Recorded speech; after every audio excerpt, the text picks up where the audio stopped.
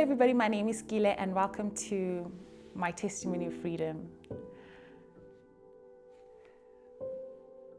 It's kind of difficult to know where to start because I don't really think there's anything that I could have ever possibly done to prepare myself to sit in front of a camera and share my testimony of freedom with you, which is very interesting because it is one of the biggest moments that I've ever had and one of the moments that make me very happy, very at peace, and very excited. So I'm just going to take you a little bit back to where it all started, back to the conception of Testimony of Freedom. And that is 2020, November 2020 to be exact. And I was in my room, I was crying because that's what I'd been doing for the past week. And it was just the continuation for me. It was so painful because I didn't know how to articulate how I felt, not even to God, because to me, I could not understand why God would allow me to feel so much pain as He watches. I didn't understand the season that I was in. I was in so much pain. It is the worst season of my life or the worst moment of my life, but also happens to be the most beautiful time of my life because I got to experience God give me beauty for ashes. So let me take you back all the way to November. And one night, as I was crying, like I had been all along, I did not have the words to say to God how I felt or to pray as we're supposed to when we go through pain. But I remember how I moved from not saying anything to God to saying, it's painful. I don't know what to do. And the reason why I was in that place where I felt so much pain was because there had been so many things that happened that I disregarded.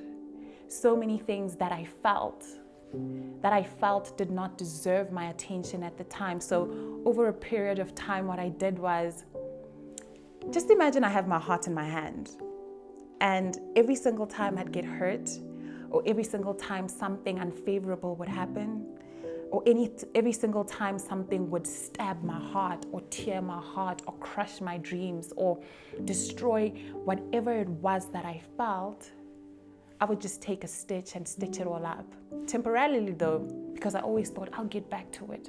One day I'll be strong enough to deal with it. And over a period of time, so many things had been stitched up and I had a heart that was full of stitches and holes in it.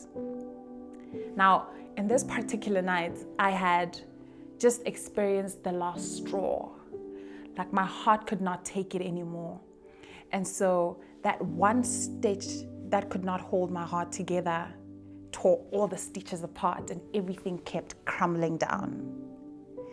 And when that happened, it was almost as if pain that I had never allowed myself to feel at different moments of my life, I felt all at the same time.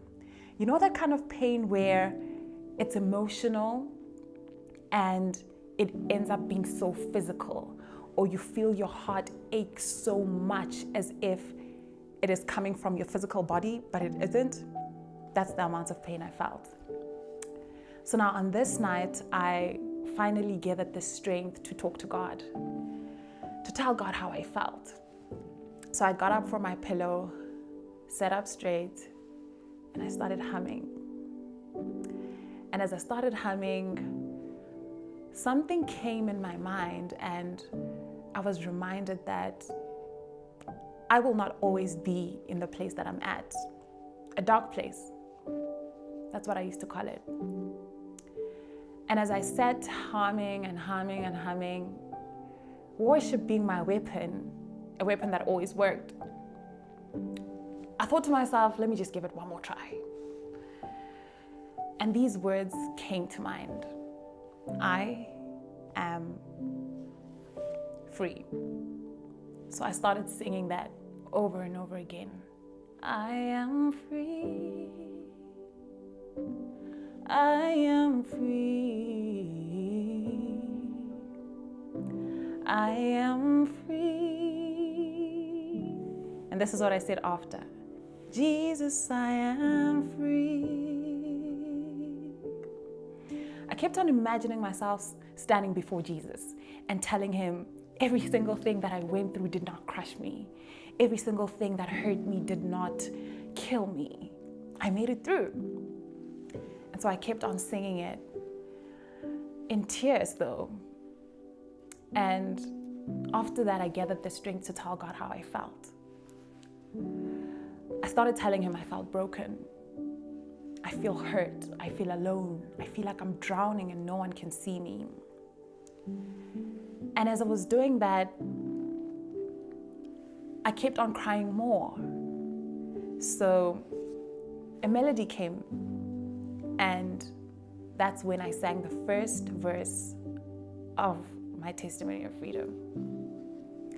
So I told God, I feel broken, silenced because I don't know who to talk to, drowning, and I'm drowning in pain. I'm in a dark place and no one can see me. And from the breaking of dawn to the setting sun, I cry until I have no more tears. And all that's left is the pain that is in my heart. And I remember continuing and saying so many things to God. And as I said it, I felt a whole lot better. After crying my way through all of that, I decided to pick up my phone for some strange reason, and I recorded it on my phone. So now I know that the day I recorded everything was on the 23rd of November, 2020. When I recorded how I felt, something in me knew that there would one day be a day where I would go back and all those emotions would be a memory. I would be in a better place. Instead of being broken, I would be made whole. Instead of being at a loss, everything would be restored. I knew that instead of pain, I would feel joy, I'd feel happiness, I'd feel peace. And yet, that only lasted for a few minutes. Fast forward to the next day, I kept on singing over and over again, I am free. And after that, I got the chorus of the song. I knew how it's gonna end. And in 2 days, I finished the song. But on a normal day, I wouldn't have been able to finish that in 2 days. And for the rest of that week, I continued to sing that over and over again. I am free. I am free. And as I sang it, the more I realized that I was declaring something into existence. I was speaking about something that is contrary to how I was feeling at that time. I wish I could say that as time went on, it all ended, that it all felt a little bit better. But honestly, so much more went wrong. Everything else started crumbling in. But the beauty of that is that when that happened, I had now found my way back to God. I was able to tell God this is how I felt. I was able to take refuge in God. And all of that I'll talk about later. But what I want you to know is I'm not perfect. That moment wasn't perfect. I wrote it down for myself, and never did I think I'd sit here and share it with everybody else.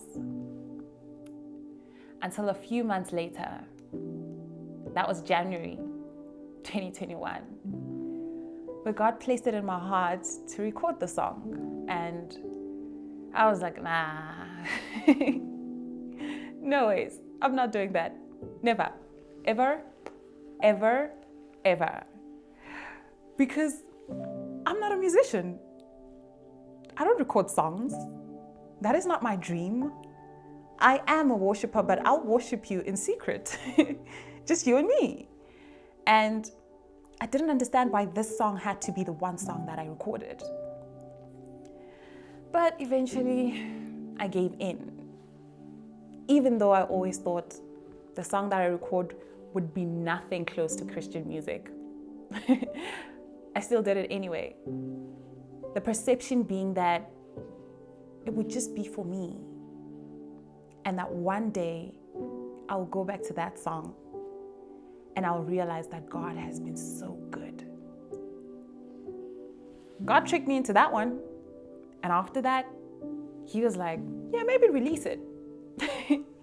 Maybe someone could learn something from the vulnerability. Maybe someone can find comfort from you being honest about how you felt. Maybe you could share your testimony through song. Then I was like, nope. I can't let everybody else know that I've been through so much pain. I can't let anybody else know that I have experienced brokenness. I can't let anybody else know that I'm imperfect. That's not how this works.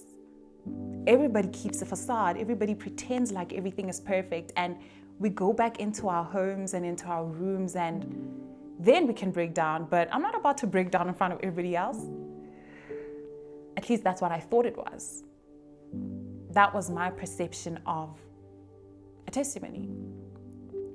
And God has changed that so drastically.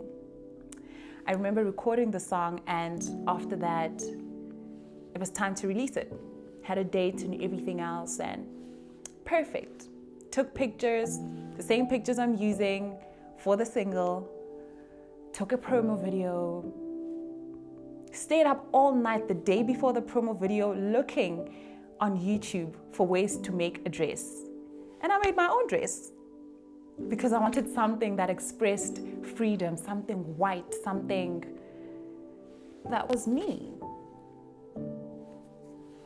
And after all that work, when the day finally came, I couldn't do it. I couldn't do it because I couldn't let people see me like that.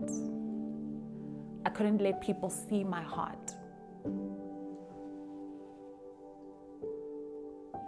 I wasn't ready because it felt like I am talking about being free and about how God has rescued me and about how I have the victory. But in the space that I was in then, I didn't feel any of those things.